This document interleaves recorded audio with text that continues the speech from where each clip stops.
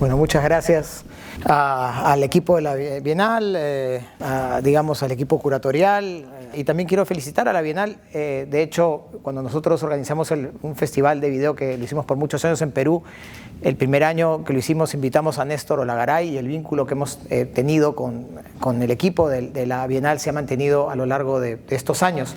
Y definitivamente la Bienal es una institución de referencia en América Latina en relación al arte medial, al arte y la tecnología, a los espacios del arte que no están todavía de alguna manera impregnados por los aspectos más mercantiles y estandarizados. El tema, el concepto en relación al trueno, hay vínculos definitivamente con lo que ocurrió en Chile hace 50 años. Este trabajo exactamente se produjo hace 50 años, también es interesante eso.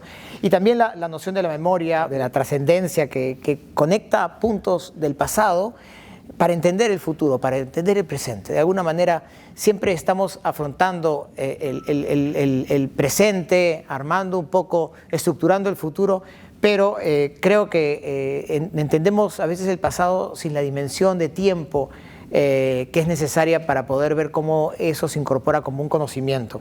Y en ese sentido, la obra de Rafael Hastings, Rafael es un artista peruano que migra a Europa muy joven, a los 17 años, y en esa época su interés era el cine, pero también la literatura, la coreografía, y era muy influenciado por tres figuras con las que él intimó a lo largo de sus primeros años, de su primera etapa en Europa. Maurice Bellart, que fue un renovador de la coreografía contemporánea; François Bellergan, que fue un escritor y director de cine, padre un poco del cine belga; y Jean-Luc Godard, director, guionista, crítico de cine, que además escribió algunos de los primeros textos de las exposiciones de Rafael Hastings en Europa. Al regreso al Perú, a inicios de los años 70, él se involucra muy activamente en proyectos de producción audiovisual. Fue así como establece contacto en el año 73 con Jorge Glusberg. Jorge Glusberg, que era el director del Centro de Arte y Comunicación en Buenos Aires, el CAIC, que impulsaba justamente la internacionalización del arte y especialmente de las prácticas conceptuales, el arte de sistemas y el video latinoamericano. Y hizo una serie de proyectos con Jorge. Y luego en Perú desarrolló varios trabajos de corte experimental que podríamos definir dentro del campo del videoarte. Trabajó tanto en cine como en video de 3/4, digamos los primeros formatos de video de esa época, con las limitaciones de esa época. Y lo interesante creo que es que las experimentaciones de Hastings interrelacionaban justamente todos estos intereses que él tenía: la literatura, la coreografía, la imagen, pero no los pensaba como partes, sino justamente como una unidad, como una suerte de búsqueda de cómo relacionarlos y perseguir de alguna manera una obra total, una obra de arte total. Entonces no son solamente, yo diría, obras audiovisuales. Si bien a partir de los años 80 Rafael Hastings su obra se identificó principalmente con trabajos pictóricos, con pintura, nunca descartó el video dentro de su práctica artística. Hizo más trabajos vinculados al estudio del cuerpo, trabajó una versión de cuerpos pintados aquí en Santiago en algún momento, trabajó en coreografía, en performance, y muchos de estos trabajos además en colaboración con su esposa, la coreógrafa Yvonne von Mollendorf. El trabajo que vamos a presentar hoy es muy especial. Se llama El incondicionado de su ocultamiento, 4 cortometrajes sobre el hecho de desaparecer. Y la verdad es que fue una ambiciosa producción de 4 pequeños episodios que hemos rescatado. Justamente lo hemos rescatado hace 50, estaban perdidos. Vamos a conversar con un poco más de detalle en relación al proceso de conservación, al proceso de descubrimiento, que me parece que es importante porque habla también de la importancia de los rescates de ese tipo de materiales y cómo son relevantes. Pero la película que van a ver, aunque creo que tiene una noción abstracta y amplia de entendimiento, y nuevamente fue realizada hace 50 años, y por lo tanto las lecturas que tengamos hoy obedecen a más bien lecturas contemporáneas, y creo que eso es lo que le hace relevante, pero gira en relación a la muerte y nos invita a cruzar ese camino, pero deteniéndonos en historias un tanto inciertas sobre la trascendencia del ser humano. Y la película se basó en investigaciones de un peruano, un estudioso de iconografías e imágenes antiguas, precolombinas, americanas, que se llamaba Fernando Llosa Porras.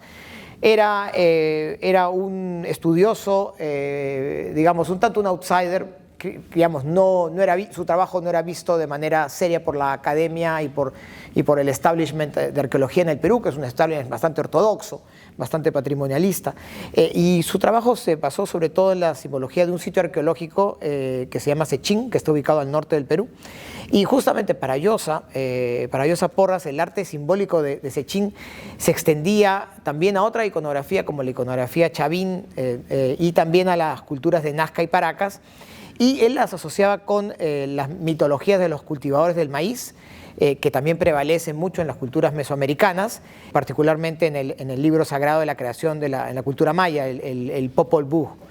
Pero además de eso, Llosa amplió esa visión americana y vinculó las culturas del formativo americano con la tradición primordial, es decir, con las doctrinas orientales, que son producto justamente de la revelación o la inspiración, especialmente la taoísta y la vedánica. Entonces, el incondicionado desocultamiento, que está compuesto por 4 episodios, 4 pequeños cortometrajes, combinan elementos de culturas precolombinas de la costa del Perú, con registros en la bahía de Paracas, con registros en Sechín, pero a partir de una lectura especulativa de estos monolitos en Sechín, estos muros líticos que hay en Sechín, y el uso de algunos objetos precolombinos como cabezas falsas, que se llaman cabezas falsas, pero son cabezas precolombinas, algunos textiles, algunos cerámicos, que buscan justamente resignificar la muerte y activar conceptos metafísicos sobre el sentido y el camino de la trascendencia. El uso de estas cabezas falsas hoy día podría estar visto, estaría cuestionado y digamos, quiero rendir respeto al uso actual que se le darían a estos objetos precolombinos, a estos restos humanos, pero que creo que tenían otras formas de interpretación y de uso hace 50 años que también es importante analizar. La música fue compuesta por Manon Gombujica y dentro del proceso de conservación que luego comentaré un poco, él ha hecho una revisión del trabajo sonoro ya para generar puentes entre los cuatro episodios. Así que luego de la presentación voy a explicar un poco más el trabajo, con un poco más de detalle cómo lo rescatamos y también algunos elementos que formaron parte del trabajo de recuperación del material, que incluye además algunas imágenes del cuaderno de viaje que usó Rafael Hastings, que nos sirvió mucho. Así que nada, los dejo para que disfruten esta breve película. Bueno, Rafael Hastings falleció paradójicamente un año antes de que descubramos dónde estaba la película, pero ahora van a ver que de alguna manera su presencia fue muy importante meses antes de su fallecimiento y también a lo largo del proceso. Como les decía, Rafael tenía una filmografía extensa que hemos ido trabajando a lo largo de... Yo empecé a trabajar con Rafael en el año 98, con sus primeros materiales en Umatic que conservamos y rescatamos. Entonces, como que se ha ido armando una filmografía en relación a su trabajo, todavía hay filmografía que no hemos identificado. Con la filmografía que uno no identifica sucede una cosa muy extraña, que a uno se la cuentan. Entonces uno articula a partir de las interpretaciones de una persona lo que uno interpreta en relación a la película. Pero cuando uno la ve, cuando se rescata el material, es completamente diferente a lo que uno ha escrito. Eso es, me pasó con la película y me pasó con otros materiales que hemos ido identificando progresivamente de Rafael. We Are Not a Family es un material que hemos recuperado los rushes y estamos trabajando con Ivonne, su viuda, en la reedición de la película o del corto. Y los otros 2 son materiales que nos lo ha contado Rafael, pero que nunca hemos visto, no los hemos identificado hasta ahora y seguimos en la búsqueda.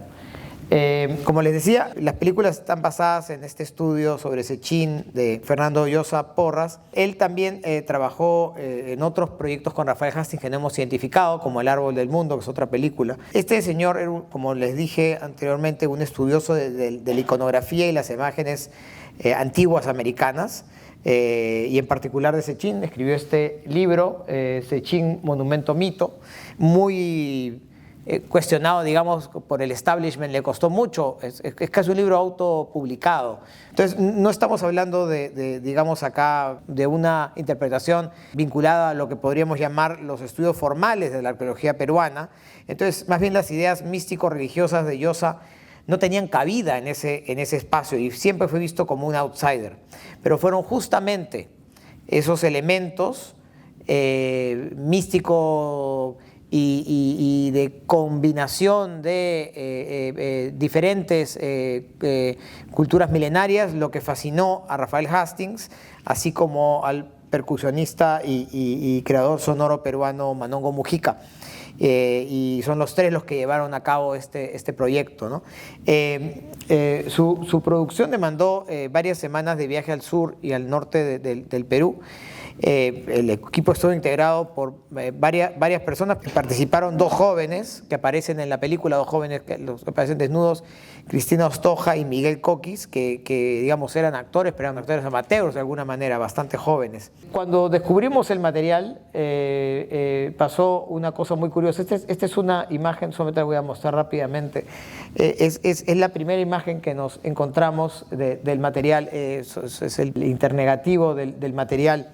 La historia de estas películas es que fueron presentadas en Lima en el año 76, público muy pequeño, y luego la Comisión de Promoción Cinematográfica de la Ley de Cine negó su exhibición debido a la inclusión de los desnudos. Entonces, el productor de la película, Juan Barandarán, pensando que había alguna forma de darle una cabida comercial a las películas, mutiló los desnudos con el objetivo de lograr la circulación comercial. Pero hubo algunas críticas, he revisado algunas críticas de la época en relación a algunos de esos cortos y aparentemente pues no fueron críticas muy buenas, así que seguramente el material no tuvo mucha circulación. Como les decía, este material estaba un poco en el olvido. La copia que conservaba Rafael Hastings se perdió y las otras, como les digo, fueron mutiladas y contactándome con algunas personas vinculadas al productor, me contaron que estas copias mutiladas además habían deteriorado y estaban destruidas. Entonces no teníamos el material. A inicios del 2020, pocos meses antes de la pandemia y muy pocos meses antes de la muerte de Rafael Hastings, me reuní con él y él compartió con nosotros un diario, el diario de filmación. Yo quedé fascinado por este diario, es un hermosísimo cuaderno con detalles técnicos. Aquí está todos los detalles técnicos que extraía de revistas vinculadas a la producción fílmica, algunas ideas en relación a tomas que él pensaba, todo esto preliminar al viaje, ¿no? Algunas especulaciones sobre tomas que quería hacer, ¿no? Algunas acuarelas también, algunas anotaciones, fotografías.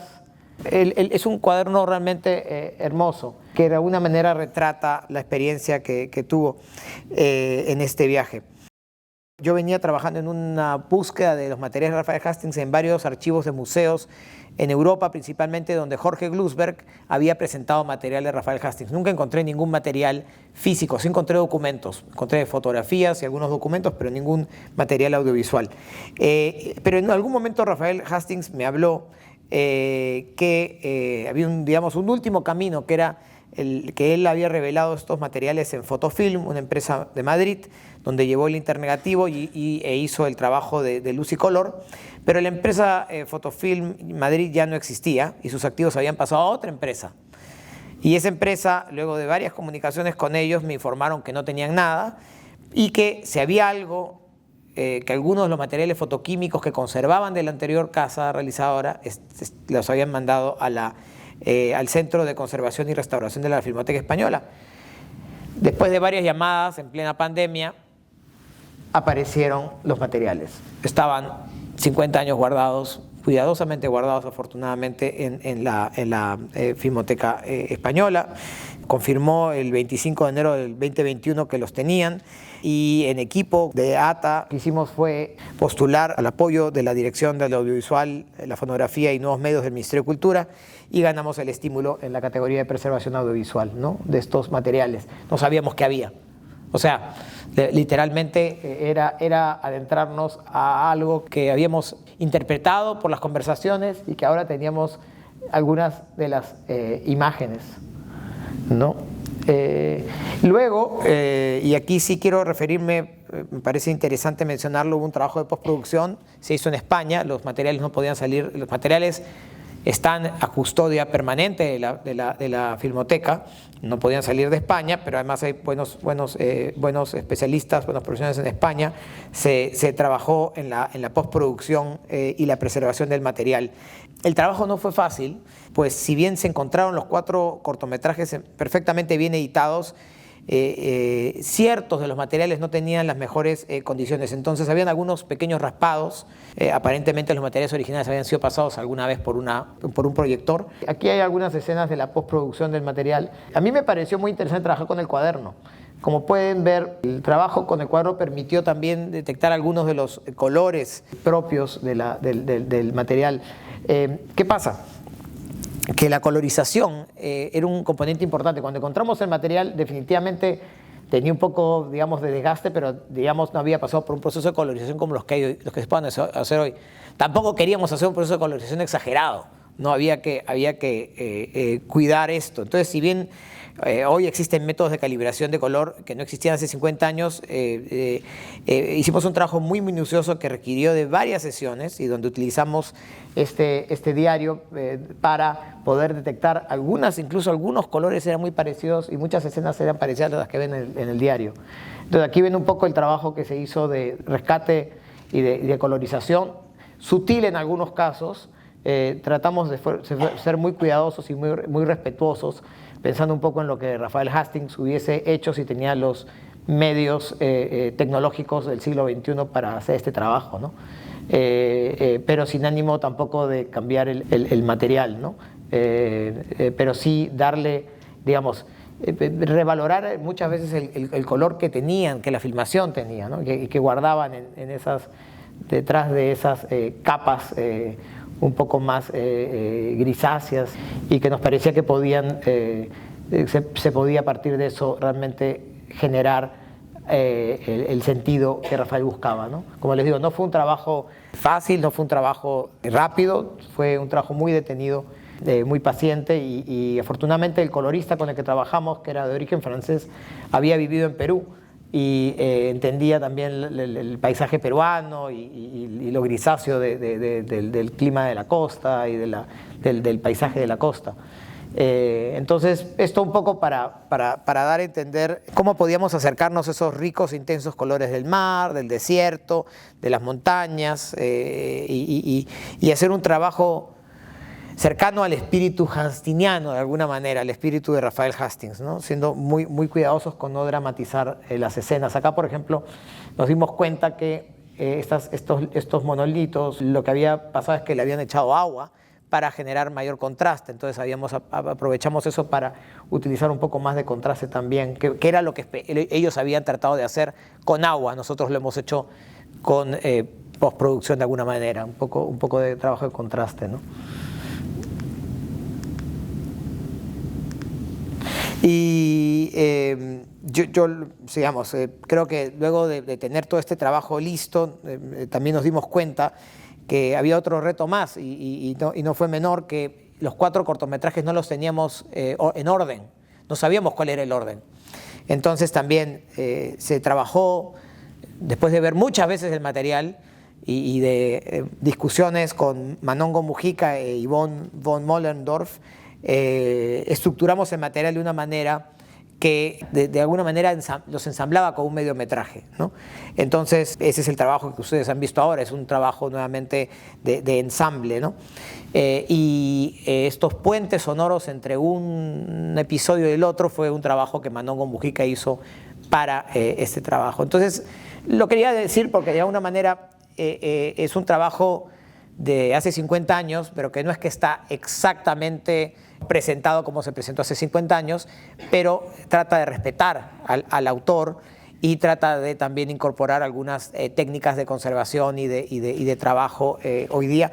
Y nuevamente, también con un espacio en donde teníamos muchas preguntas que tratamos de respondernos con el propio material a lo largo de las varias, posiblemente varias, casi cientos de veces o decenas de veces en que revisamos el material para poder llegar a esto, ¿no? Y eso es un poco la historia de esta recuperación, de esta preservación audiovisual. A mí me parece, en general, yo he preservado algunos materiales, pero digamos nunca he trabajado con este nivel de sofisticación, de dedicación y nuevamente, digamos, con este reto que implicaba no trabajar con un material que de alguna manera necesitaba todavía, digamos, necesitaba de alguna intervención para ser presentado o representado nuevo de 50 años, ¿no? Pero como les digo, para mí fue fundamental el trabajo que hicimos tanto en el equipo de ATA como el trabajo que hicimos con la viuda de Rafael y con Manongo Mujica. No sé si tienen alguna pregunta. En la época que se hizo este material, que se produjo, precisamente Alfonso Reyes siempre buscaba, para poder pensarnos, recurrir a cosmovisiones greco-romanas, digamos, para poder entender desde nuestro idioma nuestros orígenes, por el hecho de que nosotros teníamos un gran déficit para recuperar la memoria de pueblos ancestrales. Bueno, Julio Tello en el año 29 ya hace excavaciones y encuentra todas estas momificaciones, o sea, estos restos funerarios de Paracas, ¿no? En Ica, ¿no? En la región de Ica. Pero lo que me interesó porque esta idea de ir por el Mediterráneo, perdón, por ir por el Atlántico hacia el origen, Octavio Paz, y por eso me interesó, porque estaba anunciado, Octavio Paz hizo el camino por el Pacífico y llegó a Oriente. Entonces en la India y en China buscó ahí, en el Tíbet incluso buscó los orígenes de lo que podrían haber vivido todos los pueblos mesoamericanos. Entonces yo pensé en un momento y dije, a lo mejor aquí hay un vínculo en que se ve un poco esa relación de Oriente, y podría haber material, no sé, tú cosas más, si Hastings tiene material que muestra justamente, señala este pasaje, ¿no? Porque en conjunciones y disyunciones Octavio Paz en esa obra vio con mucha claridad semejanzas entre India y América, ¿no? Sí, creo que hay muchas relaciones, no hay más material, digamos, no es que Hastings o su equipo, esto se hizo con muy poco presupuesto. A ver, Jorge Viñati hizo la cámara, estamos hablando del camarógrafo que ha trabajado con Herzog en varios de los proyectos que ha hecho en América Latina. Tenía un equipo importante, digamos, pensando también que en el Perú la producción audiovisual o la producción de cine recién empezaba, ¿no? Digamos, el Perú en los años 60 tenía una producción muy limitada y solamente con la ley de cine a inicios de los 70 es que empezó a generarse una dinámica y no había profesionales. Pero hay muchas relaciones. En el caso del capítulo vinculado a la leyenda de los dos jardines, sí, la que recita es una cantautora peruana muy conocida, Susana Vaca, y recita justamente el cuento de los dos jardines de Octavio Paz. Y de alguna manera sí, el poema plantea esta sutil comparación entre la cultura occidental y la hindú, ¿no? Con el objetivo de buscar una suerte de reconciliación. Y creo que está basada también un poco en, si no me equivoco, es el jardín de la Embajada de México en la India, si no me equivoco. Pero de alguna manera creo que el poema está basado justo en alcanzar una suerte de convivencia entre estos dos mundos, ¿no? Y el jardín ahí se transforma, y creo que eso es lo que trató de hacer Hastings, en más bien un espacio animístico, ¿no? Donde las calaveras, estas calaveras flotantes o en llamas, brindan ese sentido de deslocalización de la condición humana, de alguna manera. Y creo que eso es lo que hace, esa deslocalización de la condición humana es lo que hace permanente y trascendental la condición misma, ¿no? Eso creo que es una de las, digamos, es lo que yo he entendido un poco después de ver los materiales muchas veces. He leído el poema para asegurarme también que tenga la exactitud del caso, si usen las mismas palabras o no. Y en el caso de cuando mencionó lo de Paracas, el primer episodio, el primer corto, ¿no? Que se llama La Isla de los Inmortales, una leyenda del tiempo de Hochi, me parece una de las piezas más hermosas. Y aquí narra parte de una leyenda oriental, donde se retrata la dificultad o la impotencia de llegar a estas 3 montañas sagradas. Pero lo interesante es que al escenificar las montañas sagradas, lo que escenifica son los paisajes de la bahía de Paracas. He pensado que estos paisajes de la bahía de Paracas también se pueden asemejar a la geología planetaria temprana.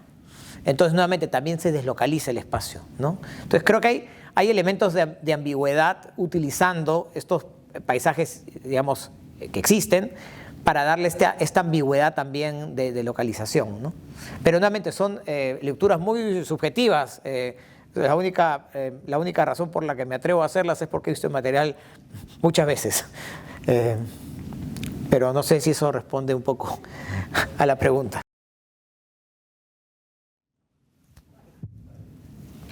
Sí, en realidad no sé si pregunta comentario, pero me quedo dando vueltas que igual Rafael como que hace de todo con las calaveras.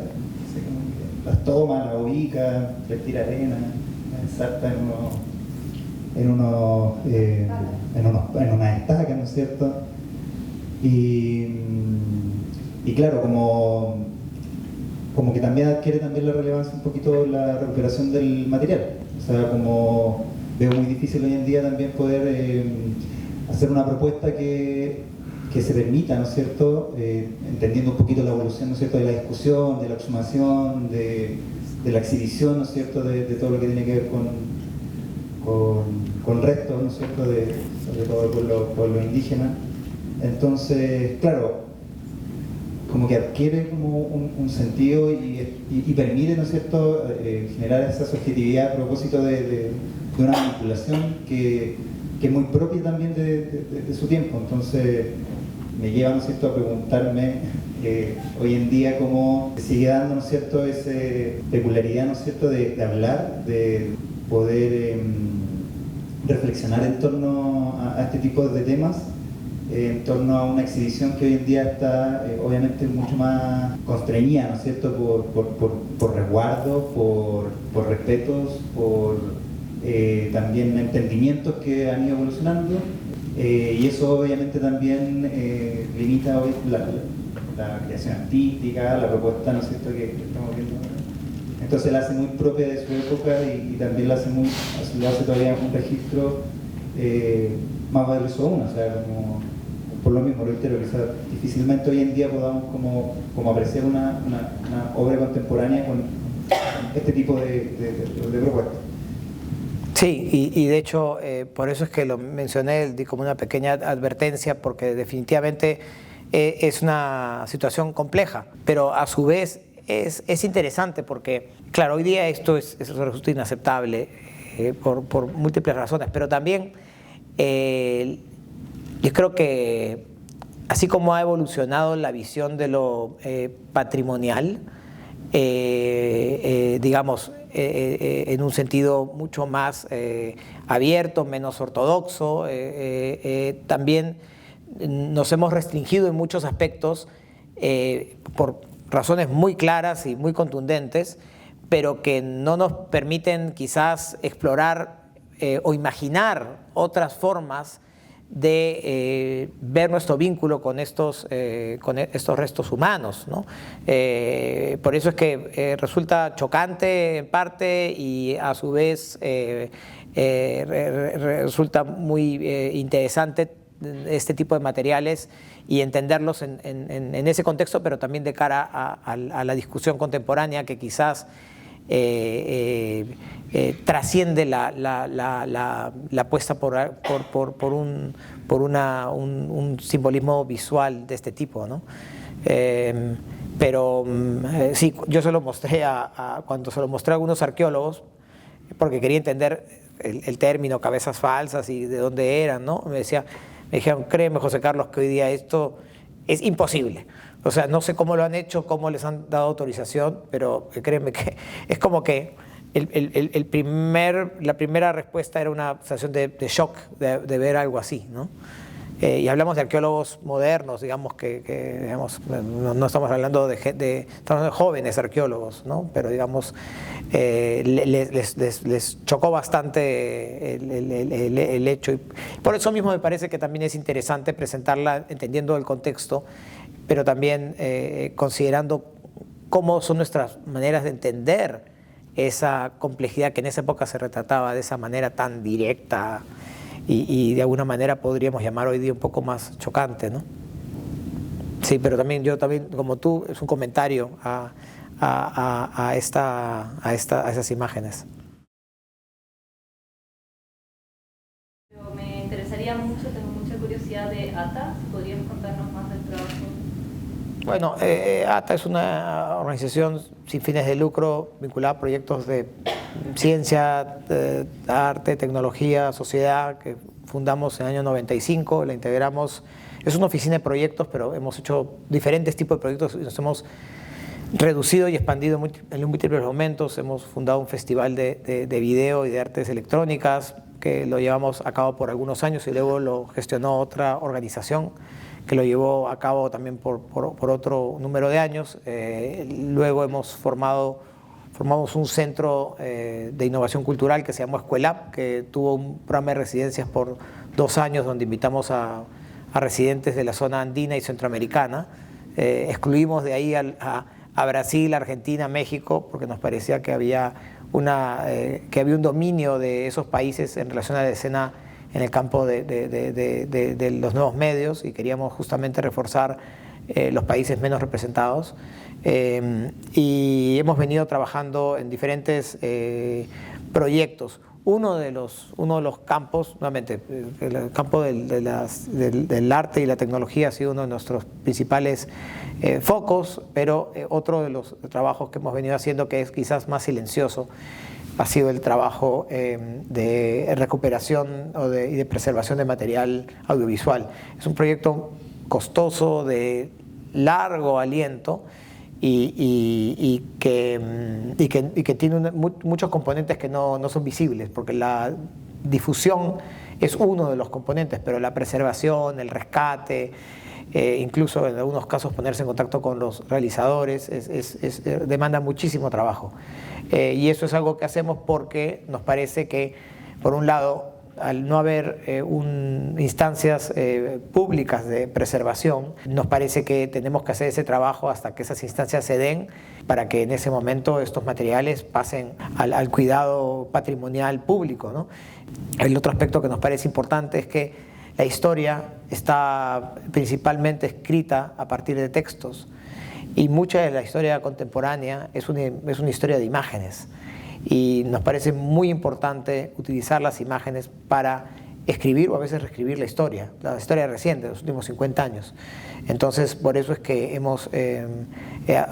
tenemos estos materiales que están disponibles muchas veces y que han sido utilizados incluso para algunas películas de los últimos años que han sido, digamos, han tenido una gran difusión a nivel nacional en el Perú, pero también algunas a nivel internacional, que han usado estos materiales que hemos recuperado, ¿no? Entonces, es un trabajo, yo diría, titánico, y ahí hemos hecho una colaboración con el Museo de Arte de Lima, que también tiene material audiovisual, y hemos unificado nuestros catálogos para trabajar un solo catálogo, porque pensamos que nadie va a buscar cosas de Perú en 2 o 3 repositorios, es mejor trabajar sobre uno unificado, ¿no? Es la visión unificada que creo que además se debe pensar no solamente a un nivel nacional, sino a un nivel regional, ¿no?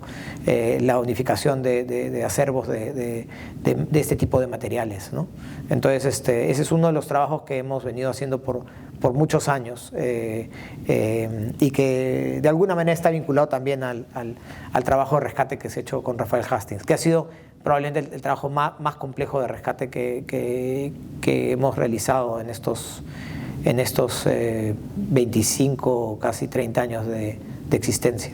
Pero hay más. Hay una publicación que está en la Biblioteca del Centro Cultural de España, también creo que en la Mediateca de la Bienal de la Corporación Chilena de Video, que retrata un poco todas estas historias, y en la página web también hay bastante información.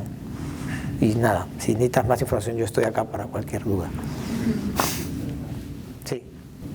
Sí, me encantaría saber si es que se puede después ver este material en alguna parte o cómo se va a distribuir.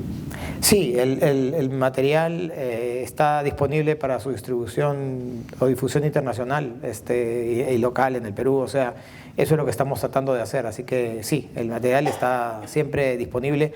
Es la primera vez que lo presentamos aquí en Santiago, pero lo hemos presentado el año pasado en Buenos Aires, se ha presentado en México, y hay otras instancias que lo estamos presentando en Europa. Entonces sí, es un material que está, y en Perú se ha presentado varias veces también, es un material que está disponible para ser presentado. Ese es el objetivo de haberlo rescatado, ¿no? Así que la respuesta es sí, es cuestión de que nos escriban. En la página web de ATA hay información sobre eso. Esto se ha proyectado entonces en Perú. ¿Y cómo ha sido la recepción? Hablaste como del material arqueológico, pero ¿qué pasa con el mundo de las artes en relación con esta, quizás, no sé, discusión ética en relación al uso de los... digamos que, como te digo, gente vinculada a la arqueología que han visto el material han quedado... no estaban tan preocupados por el contenido ni por estos vínculos entre Oriente y las culturas mesoamericanas y americanas. Les chocaba más el uso de restos humanos, ¿no? Les chocaba la facilidad con la que en esa época se podían hacer esas cosas y jugar casi con estos restos, ¿no? Y de ahí, luego de eso, las otras lecturas que han habido sobre el material están más ligadas a que ha sorprendido a muchos la gran cantidad de material audiovisual de Rafael Hastings en los 70. Entonces ha estado más ligada a poner en valor su material y su, digamos, la relevancia de Rafael como un artista que no solamente se dedicó al ámbito pictórico y algunos trabajos conceptuales, sino también a un trabajo audiovisual extenso, ¿no?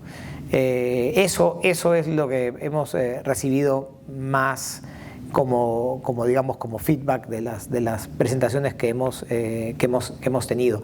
Y hemos también hecho algunas discusiones con personas que han estado vinculadas a la producción de estos materiales, principalmente con Mandongo Mujica, que viajó con Rafael Hastings en este periplo por el norte y el sur del Perú, y nos ha contado un poco la experiencia y cómo también eso se tradujo en proyectos posteriores, ¿no? A mí lo que yo valoro mucho, rescato mucho, es que esto no es solamente un trabajo audiovisual, es un trabajo audiovisual realizado en 35 milímetros y en color. Por lo tanto, es un trabajo relativamente complejo y ambicioso para esa época. Entonces, me parece que hay también un tema muy interesante de el riesgo de hacer un trabajo tan experimental usando mecanismos que más bien están cercanos a la producción un poco más comercial, ¿no? Y fue realmente un riesgo que quizás por eso mismo es que tuvo una difusión tan limitada. Aparentemente se presentó también una vez en Nueva York, pero tuvo una difusión limitadísima, ¿no? Y nuevamente pareciera que no era un material para su época. Los pocos comentarios que hay sobre el material en Perú en esa época son bastante críticos y indicando que era un material que no tenía, digamos, no se entendía, ¿no? Sí, yo creo que hoy ya se entiende más, por eso digo.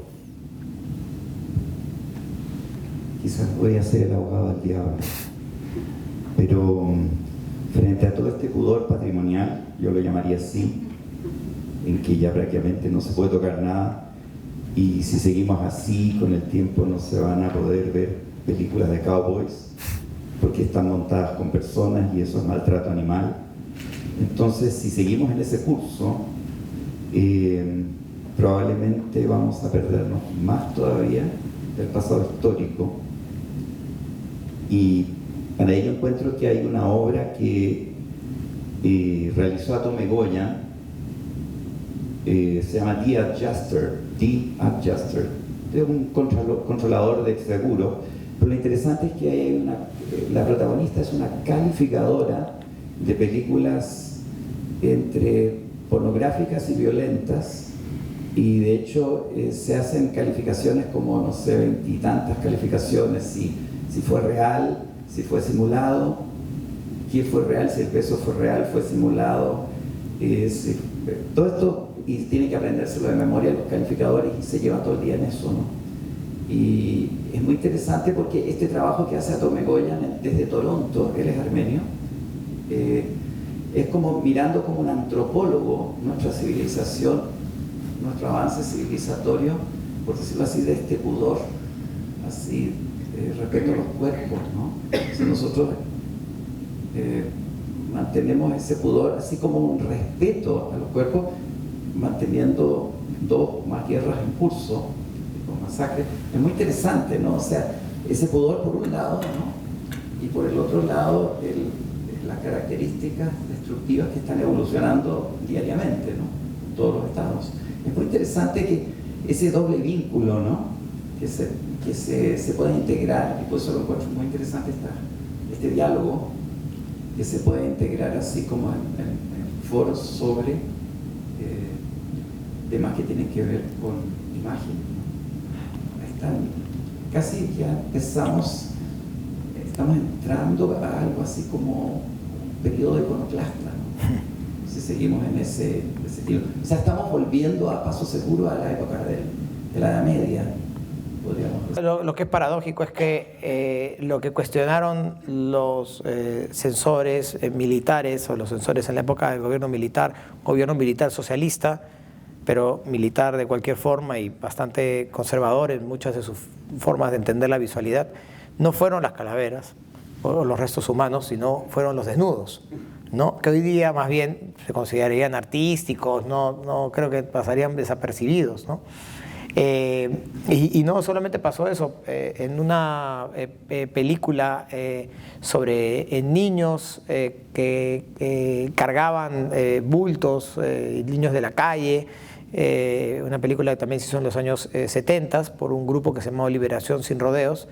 Lo que cuestionaron fue que algunos niños no tenían zapatos y no se podían ver a niños sin zapatos, y cosas como esas, no eran como detalles que para la forma de entender las cosas de este grupo de militares, de generales, eran inaceptables, ¿no? Entonces, sí, las formas visuales evolucionan con el tiempo, y sí es verdad que en algunos casos nos estamos restringiendo conceptualmente, y eso tiene un impacto definitivamente en nuestras formas de ver las cosas, ¿no?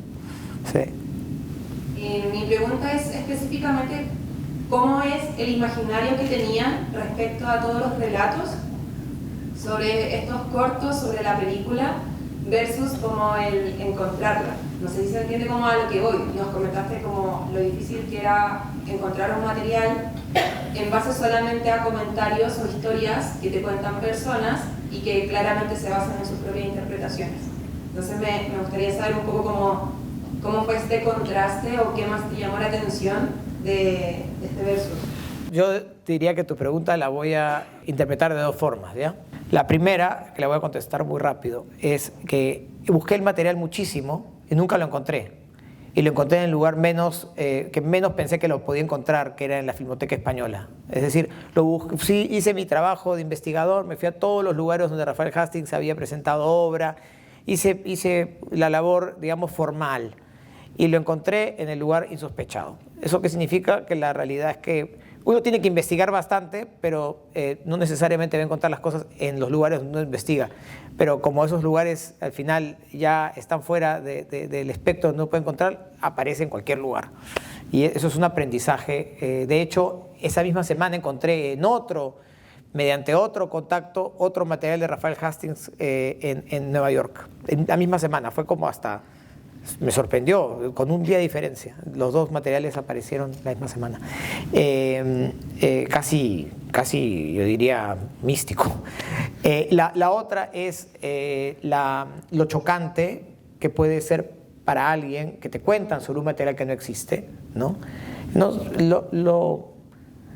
Uno se imagina, uno establece de la explicación textual, uno trata de que esa explicación, esa oralidad, construya algún tipo de imaginario. Y ese imaginario es el que uno traduce en palabras, ¿no? En texto, en interpretación.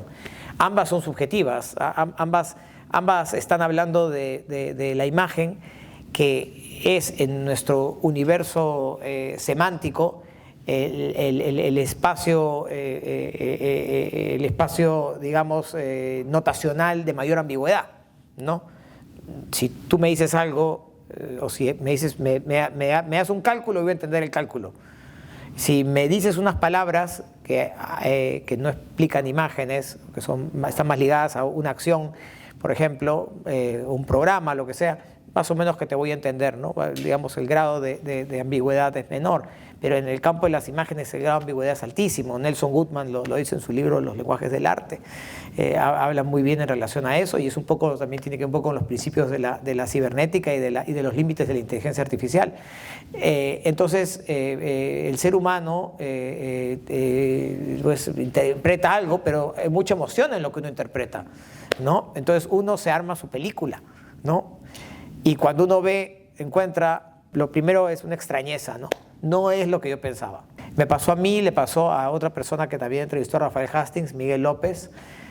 A mí ya me había chocado porque la había visto, y cuando lo vi a Miguel en la sala de proyecciones, viendo el material por primera vez, vi el mismo rostro de asombro que yo tuve cuando vi el material por primera vez. No era lo que yo esperaba. Y lo que viene allí es otro proceso, que también me parece interesante y que todavía no lo logro entender del todo, pero es un proceso en donde ves tantas veces la película que se te hace familiar y empiezas a ver que sí, no es tan ajena y tan lejana como pensabas, no la reconocías, era como alguien que sabías que existía, un pariente que nunca conociste y que pensabas que era una manera, y de pronto lo conoces y es completamente diferente, pero es tu pariente o es alguien que tú igual querías, entonces te vas acercando a él de otras formas, ¿no? Y eso es lo que sucede al ver muchas veces el material.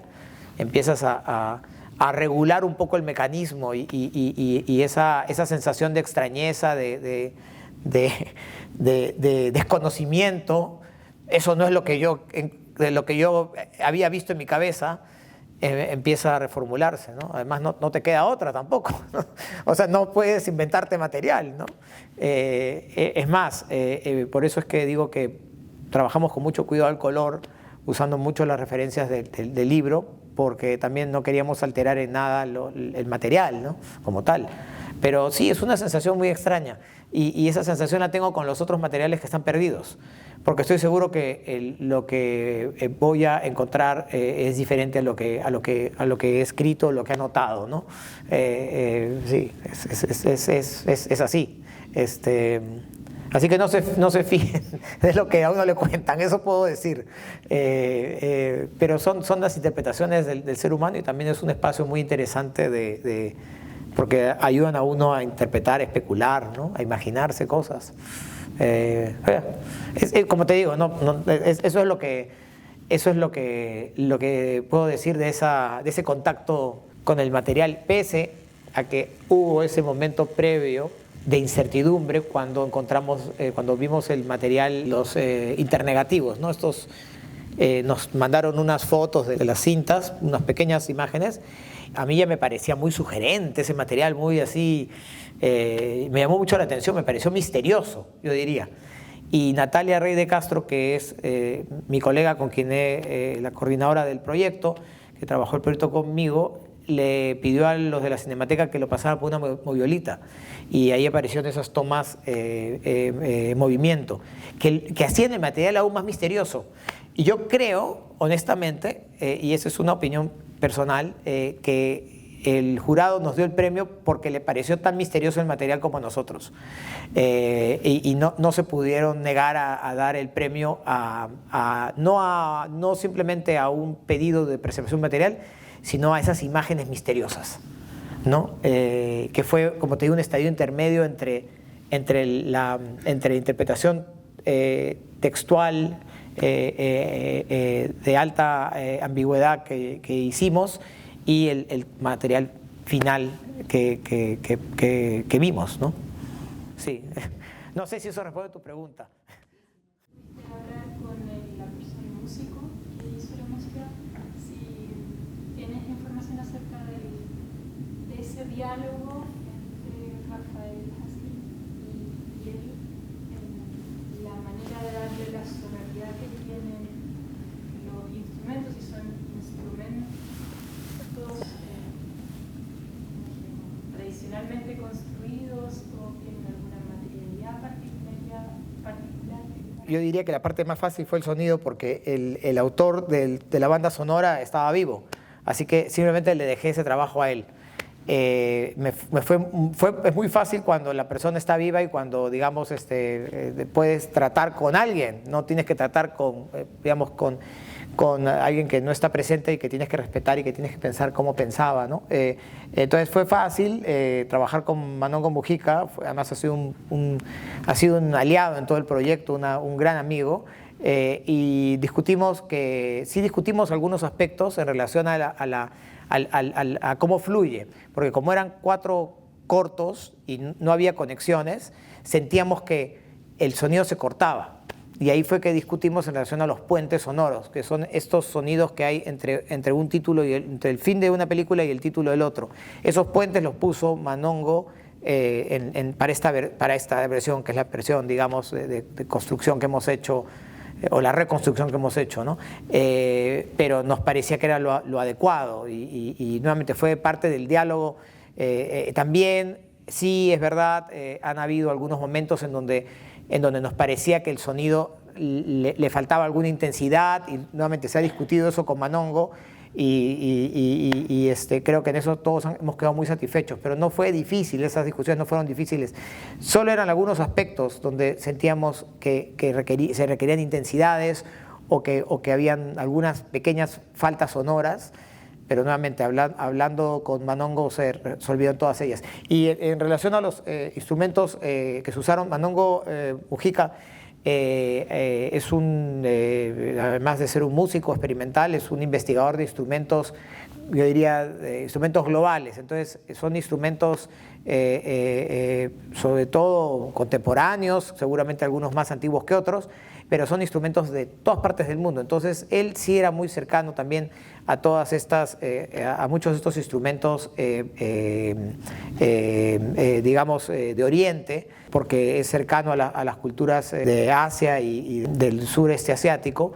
Entonces, de alguna manera, él no recuerda exactamente todo el proceso que siguió cuando lo hizo. Él trabaja de una manera muy espontánea, pero la relación que existía con Rafael Hassel es una relación de amistad de décadas. Es probablemente su mejor amigo, uno de sus mejores amigos. Entonces, para él, trabajar con Rafael era un acto muy natural, ¿no? Entonces, el proceso de establecimiento de la música y todo esto debe haberse construido a partir de los viajes que hicieron.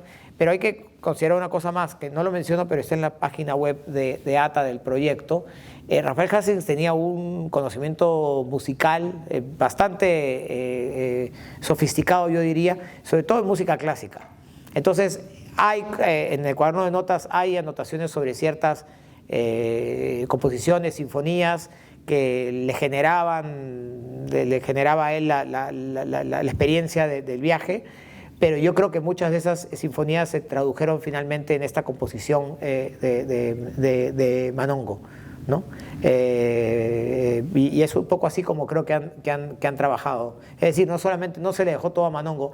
Rafael Hassel participaba activamente porque tenía un conocimiento musical, yo diría, sorprendente. En la página web de ATA hemos seleccionado algunas de de algunas de las, hemos hecho un playlist de Spotify de algunas de las melodías o de las composiciones que Hastings ha usado de algunos compositores clásicos conocidos.